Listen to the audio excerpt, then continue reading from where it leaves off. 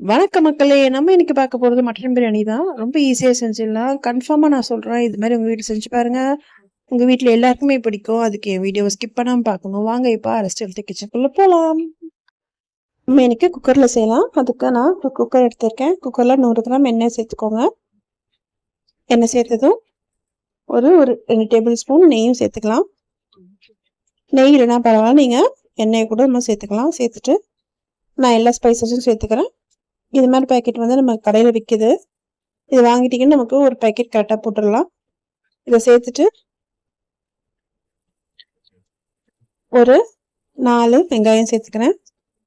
சேர்த்து நீல வாக்கில் கட் பண்ணது சேர்த்துட்டு நல்லா வதங்கி வரட்டும். அது நல்லா வதங்கட்டும். அப்புறம் இதுக்கு தேவையான அளவு உப்பு சேர்த்துட்டு அதையும் நல்லா கலந்து விட்டுக்கோங்க. கலந்துட்டு கொஞ்சமாக மஞ்சத்தூள் இதையும் சேர்த்துட்டு நல்லா கலந்துக்கோங்க. அதுக்குள்ளே நம்ம இஞ்சி பூண்டு புதினா ஒரு 4 முந்திரி பருப்பு சேர்த்து நல்லா அரைச்சி எடுத்துக்கலாம். நான் இஞ்சி பூண்டு இதில் என்ன புதினாலே சேர்த்து அரைச்சிடுறேன். நம்ம அரைச்ச பேஸ்ட்டை இப்போ சேர்த்துக்கலாம். சேர்த்துட்டு நல்லா வதக்கி விட்டுக்கோங்க. நல்லா வதங்கட்டும். அது ஓரளவுக்கு நல்லா வதங்கினதும் ஒரு 3 தக்காளி சேர்த்துக்கிறேன். சேர்த்துட்டு இதையும் நல்லா வதக்கிக்கோங்க. நல்லா மசிஞ்சு வரட்டும். அது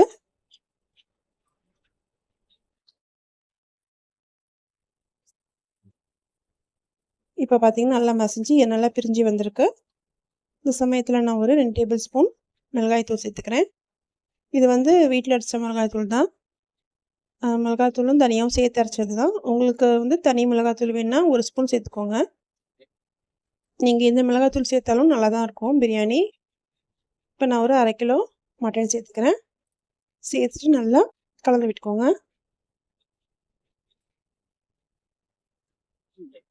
நல்லா கலந்துட்டு ஒரு 5 நிமிஷம் அடுப்பு நமக்கு சிம்லேயே இருக்கட்டும்.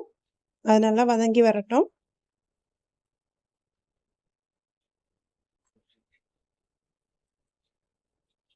இப்போ பார்த்தீங்கன்னா ஓரளவுக்கு நல்லா வதங்கி வந்திருக்கு.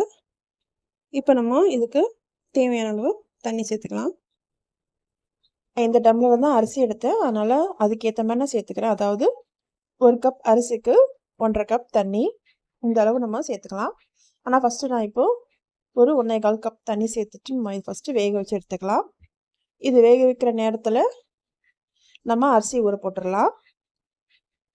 ஏன்னா ஃபஸ்ட்டே நம்ம ஊற போட்டோம்னா மட்டன் வேகிறத பொறுத்து தான். அதனால் ஃபஸ்ட்டு நம்ம வேக வைக்கும் போது நம்ம அரிசி ஊற போட்டுடலாம். அது நல்லா ஊறிட்டு இருக்கட்டும். அதுக்குள்ளே இது வெந்து வந்துடும். இப்போ பார்த்தீங்கன்னா ஓரளவுக்கு 90% கொஞ்சம் வந்திருக்கு. இப்போ நம்ம இதுக்கு தேவையானது தண்ணி சேர்த்துக்கோங்க. சேர்த்துட்டு இப்போ இது நல்லா கொதிக்கட்டும். இப்போ ஒரு கொதி வந்திருக்கு. இந்த சமயத்தில் நம்ம ஊற வச்ச அரிசியை சேர்த்துக்கலாம். சேர்த்துட்டு பொறுமையாக கலந்து விடுங்க. அரிசி வந்து ஊறி இருக்கிறதால நமக்கு உடஞ்சிடுறதால பொறுமையாக கலந்து விட்டுட்டு அது கொஞ்சம் கொதிக்கட்டும். இப்போ நான் வந்து நம்ம மூடுற நேரத்தில் ஒரு 2 டேபிள் ஸ்பூன் தயிர் சேர்த்துக்கிறேன். தயிர் வாசனைக்கு புதினா கொத்தமல்லி சேர்த்துட்டு பொறுமையாக நல்லா கலந்து விட்டுக்கோங்க. பிரியாணி வந்து நமக்கு சாஃப்டாக இருக்குது. நீங்களும் ட்ரை பண்ணி பாருங்கள். இப்போ கலந்து விட்டுட்டு ஒரு தடவை இப்போ நம்ம குக்கரில் மூடிடலாம். மூடிட்டு ப்ரெஷர் வந்ததும் ஒரு 10 நிமிஷம் வச்சாலே போதும் நமக்கு. ஏன்னா நம்ம அரிசி ஃபஸ்ட்டே ஊற வச்சுருக்கோம். ஒரு 1/4 மணி நேரம். அதனால் 10 நிமிஷமே கரெக்டாக இருக்கும். 10 நிமிஷம் ஆச்சு. ப்ரெஷர் இறங்கினதும் நீங்கள் ஓப்பன் பண்ணுங்கள். அப்போ தான் கரெக்டாக வெந்து வந்திருக்கும். இப்போ பார்த்தீங்கன்னா நமக்கு சூப்பரான பர்ஃபெக்டான மட்டன் பிரியாணி ரெடி ஆகிடுச்சு. கண்டிப்பாக உங்கள் வீட்டில் செஞ்சு பார்த்துட்டு உங்களோட ஃபீட்பேக் சொல்லுங்கள். இந்த வீடியோ பிடிச்சதா லைக் பண்ணுங்கள். ஃப்ரெண்ட்ஸ் அண்ட் ஃபேமிலிக்கு ஷேர் பண்ணுங்கள். மறக்காமல் RS கிச்சனை சப்போர்ட் பண்ணுங்கள்.